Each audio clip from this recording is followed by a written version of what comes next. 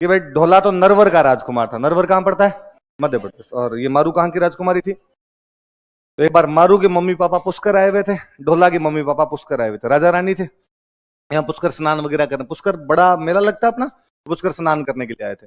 वहां दोनों राजाओं ने आपस में बात की। ढोला 2.5 साल का था, मारू 1.5 साल की थी। तो ब्याह कर देते हैं। तुम्हारा ढोला मारू को क्या कर दिया? ब्याह। मैंने कहा था मुकलावा बाद में होता था, कर रहे थे हम बात। अब भाई मारू पुगल चली गई, ढोला अपने वापस चला गया। थोड़े दिनों बाद ढोला के मम्मी पापा मर गए। ढोला पापा मम्मी पापा, ढोला राजा बन गया। ढोला ने राजा बनने के बाद अपनी एक शादी और कर ली। वो मालवा की एक राजकुमारी से शादी कर लेता जिसका नाम था मालवण। मालवा की राजकुमारी थी, इसका नाम क्या था उसका? मालवण नाम करके। और इस मारू को अपने वैसे नाम पूरा लिखते हैं तो बोलते हैं मारवण। दोनों में बस लय रय का ही फर्क है, दोनों के एक जैसे नाम है। ढोला की एक जो पहली पत्नी थी उसका नाम क्या था? मालवण। और पहले मारू से भी और रखी थी, तो मारू का नाम क्या था? अब ढोला को तो बेचारे को पता ही नहीं था कि मैं जब टाबर था तब पापा ब्याह कर गए अपना। ढोला को इस बात की जानकारी नहीं थी। ढोला अपनी दूसरी पत्नी के साथ में एकदम राजी खुशी जीवन व्यतीत करता। उस दूसरी वाली को पता था कि इसके पहले एक ब्याह हो रखा है। उसने पूरे सूत्र जुगाड़ रखे थे एकदम। और उसको पता चला कि यदि इसको वास्तव में पता चल गया तो ये उसको लेके आ जाएगा, सौतन हो जाएगी, घर में अपने दिक्कत हो जाएगी फालतू में। अब इधर पुगल वालों को लगा कि भाई जब उनकी लड़की बड़ी हुई, मारू बड़ी हुई, तो उनको लगा भाई ढोला को आना चाहिए, लेके जाए यहाँ पर। लेकिन ढोला उधर से आए नहीं लेने के लिए। तो पुगल वालों ने लेटर भेजे। तो वो जो पहले वाली थी मालवण जो थी, उसने नौकरों को कह रखा था कि पुगल से कोई लेटर आए पहले मुझे देना। पुगल से लेटर आता, उसको ले जाके देते। पुगल वाले बेचारे लिखते कि ढोला जी आओ लेके जाओ मारू को, लेकिन वो लेटर को फाड़ के फेंक देती। तो ढोला को कोई जानकारी भी नहीं मिल रही थी। कई दिन बीत गए, दूर पड़ता है भाई पुगल, ठेठ पाकिस्तान बॉर्डर पे बीकानेर में पड़ा।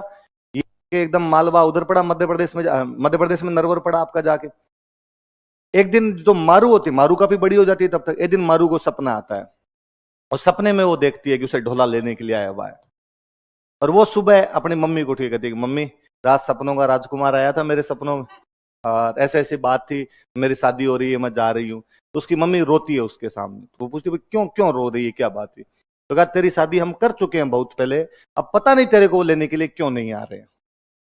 तो उसने कहा रात सपने में तो आया था और बहुत हंसी खुशी शादी हुई है, बड़ी मस्त कहानी आई थी सपने के अंदर। तो एक तो मुझे मेरे मेरे बीए में राजस्थानी सब्जेक्ट था, तो ये ढोला मारू रदुआ मेरी पूरी पढ़ी हुई है, हमारी लगा करती थी, सिलेबस के अंदर लगती थी। क्योंकि वो मारू को जब सपना आता है, अगली जो सुबह होती है मम्मी को बताती है बात, फिर वो पूरे दिन बड़ी खुश रहती है।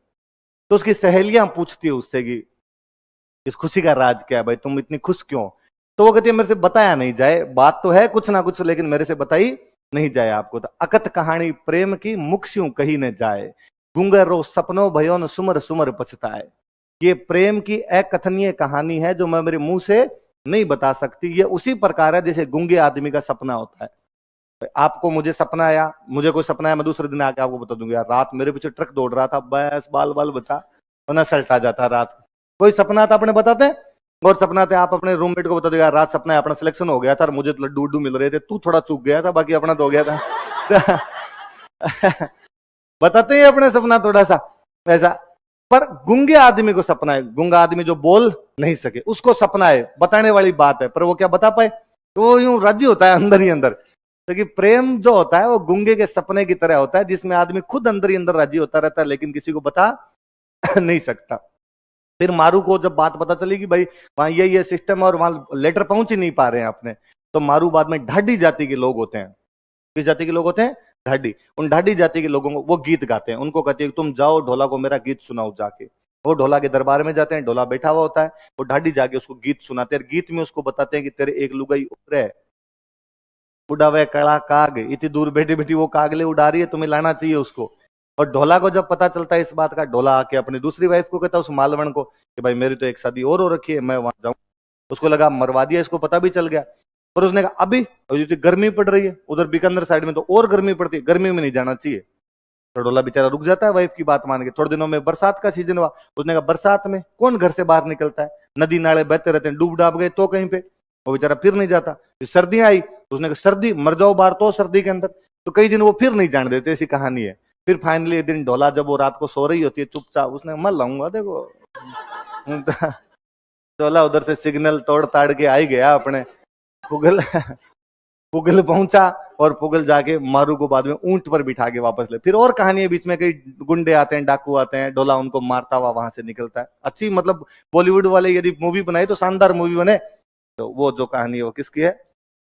तो देखो यूं ढोला तलवार वलवार लिया हुआ, मुझ संगे वंट लगाए हुए एकदम, मारू को रेगिस्तान के अंदर से होके लेके जा रहा है। तो ये जो है कौन किसकी कहानी है? ढोला।